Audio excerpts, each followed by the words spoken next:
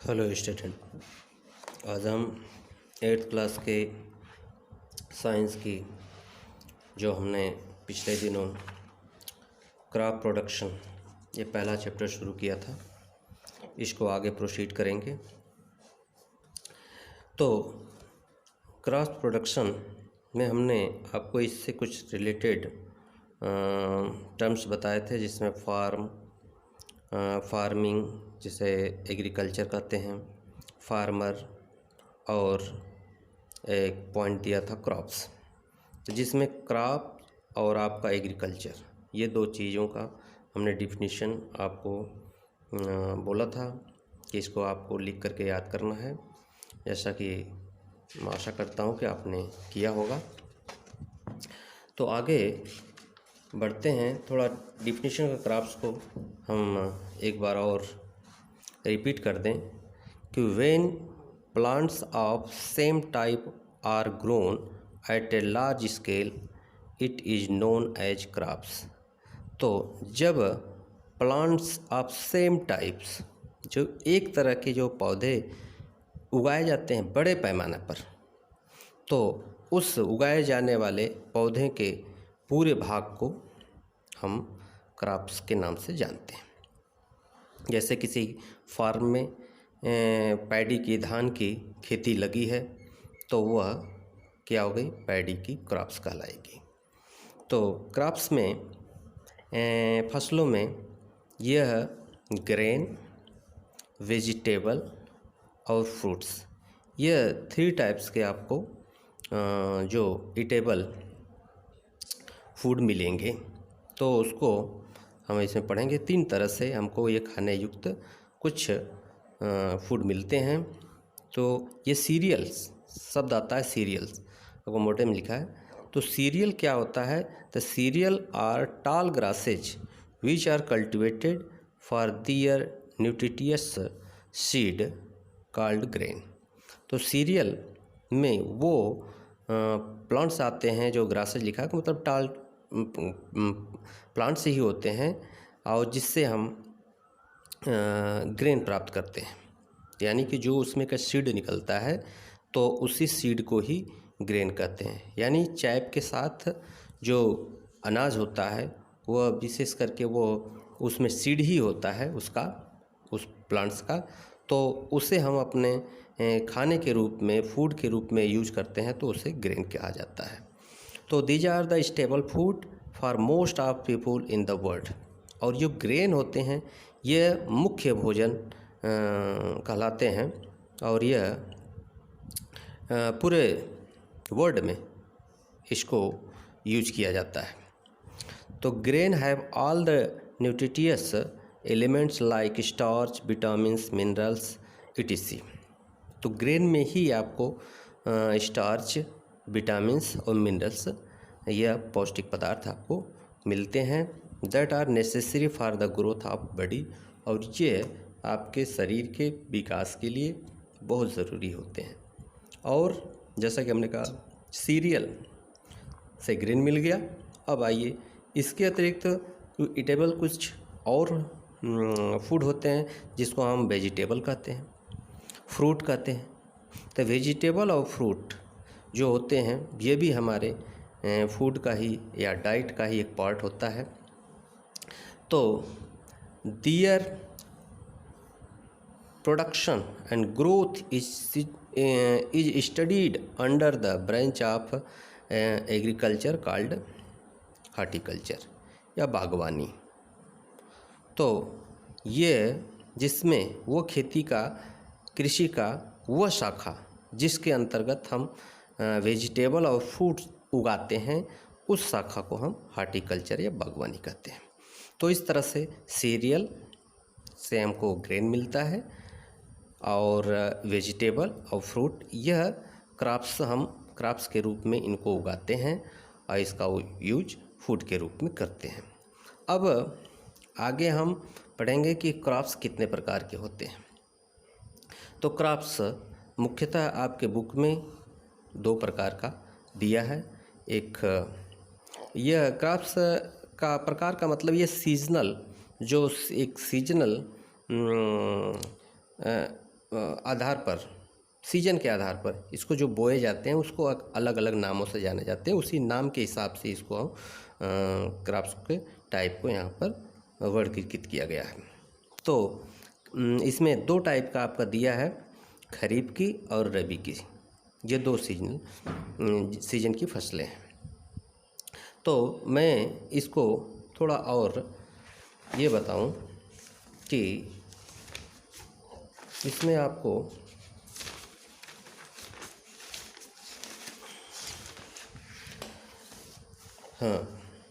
यह type of crops में हमने जो कहा है कि आप में बुक में 2 खरीफ और रबी की जो क्रॉप्स दिए हुए हैं, तो एक फसल और आती है, शायद आप पिछली कक्षा में पढ़े होंगे तो कहेंगे कि आपने उसका जिक्र नहीं किया, वो जायद की क्रॉप्स होती है।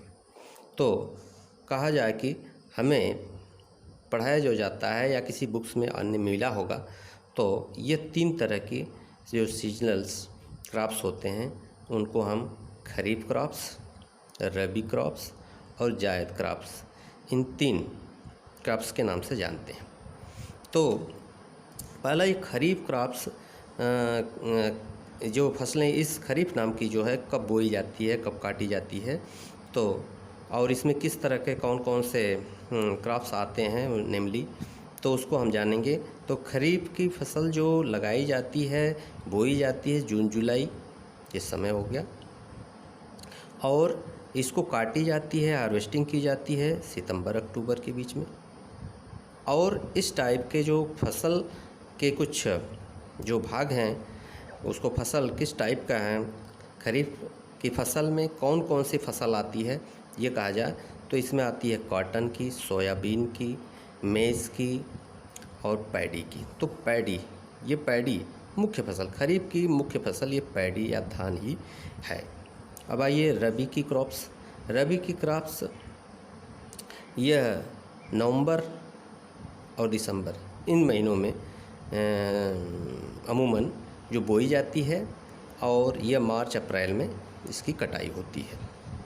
और यह वीट, इसमें कौन कौन से जो क्रॉप्स आते हैं, तो वीट क्रॉप्स, यह ग्राम है, मटर वाला पी है, मस्टर्ड है, तो इस तरह से बहुत सारी इसमें और हैं फसलें जिसमें मुख्य फसल ये वीट है।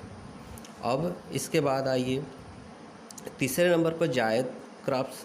जायद क्रॉप्स यह मार्च अप्रैल के महीने में ये इसकी बुआई होती है और इसकी कटाई जून और जुलाई में हो जाती है। तो इसमें यह बहुत महत्व रखने वाली ये फसल नहीं है जायद की। और इसमें अब ककम्बर, ये मस्क मेलन इस तरह की यह जो फसल आती है बहुत कम मात्रा में, तो इसमें रखी गई है। तो ये कहा जाए कि ये खरीफ की जो फसल है ये आपकी रेनी सीजन की है, और रबी की जो है वो आपके विंटर सीजन की है, और जायद जो है आपकी समर सीजन की है। तो इस तरह से यह 3 टाइप्स के आपके क्रॉप्स हो गए। अब आइए ये देखते हैं, तो ये आगे आपका हेडलाइन लिखा है प्रोसीजर ऑफ क्रॉप प्रोडक्शन। तो क्रॉप प्रोडक्शन यानी फसल उत्पादन के लिए आपको क्या करना पड़ता है, तो इसके लिए हमें कुछ एक्टिविटीज़ करना पड़ता है। The activities which are done to ensure healthy and abundant crops are known as agricultural practice. तो हमें एक हेल्दी और सही मात्रा में हमारे ज़मीन पर वह फसल उगे, इसके लिए हमें यह जो एक्टिविटीज़ हम क्रियाकलाप करते हैं उस क्रियाकलाप को हम एक एग्रीकल्चरल प्रैक्टिस या उसको कृषि उद्यम कह सकते हैं। तो यह करना पड़ता है। तो हमें एग्रीकल्चरल प्रैक्टिस जो करते हैं हम एक अच्छी फसल के लिए, तो उसमें क्या क्या हमको करना पड़ता है। तो इसमें जैसे आपको पहला इसमें पॉइंट वाइज है प्रिपरेशन ऑफ सॉयल, यानी कि एग्रीकल्चरल प्रैक्टिस जब करेंगे किसी फसल को उगाने के लिए, तो उसमें स्टेप बाय स्टेप आपको कुछ प्रैक्टिस करना पड़ता है। तो उसमें पहला है आपका प्रिपरेशन ऑफ सॉयल। तो प्रिपरेशन ऑफ सॉयल, खेत की तैयारी, selection and sowing of seed, जो बीज का चुनाव और उसके बुआई, मैन्यूरिंग, खाद डालना उसमें, और इरिगेशन, सिंचाई की ज़रूरत पड़ती है, वेडिंग, जो उसमें अनावश्यक जो हमारे ऐच्छिक हमने फसल लगाया है उसके अतिरिक्त जो खरपतवार उसमें कुछ एक्सेस कुछ जम जाते हैं पौधे, उनको जो निकालना जाता है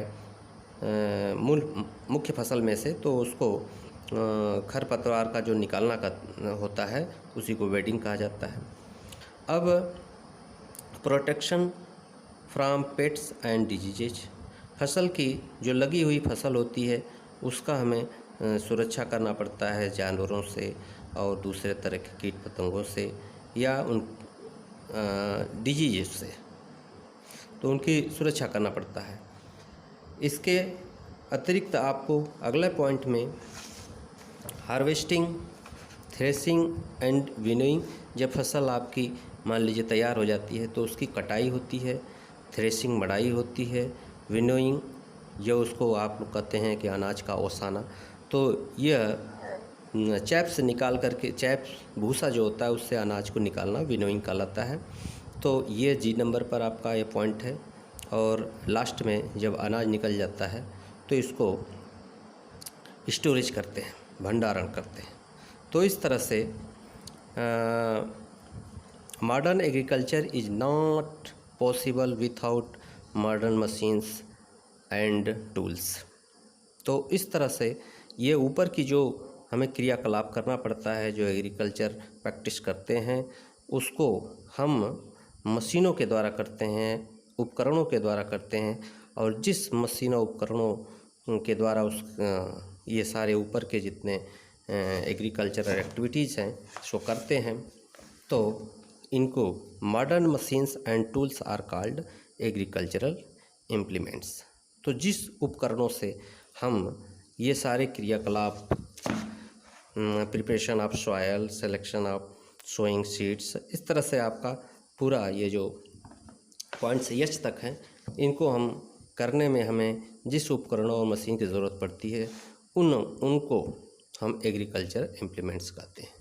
तो आज बस इतना इम्प्लीमेंट्स तक। अब आगे नेक्स्ट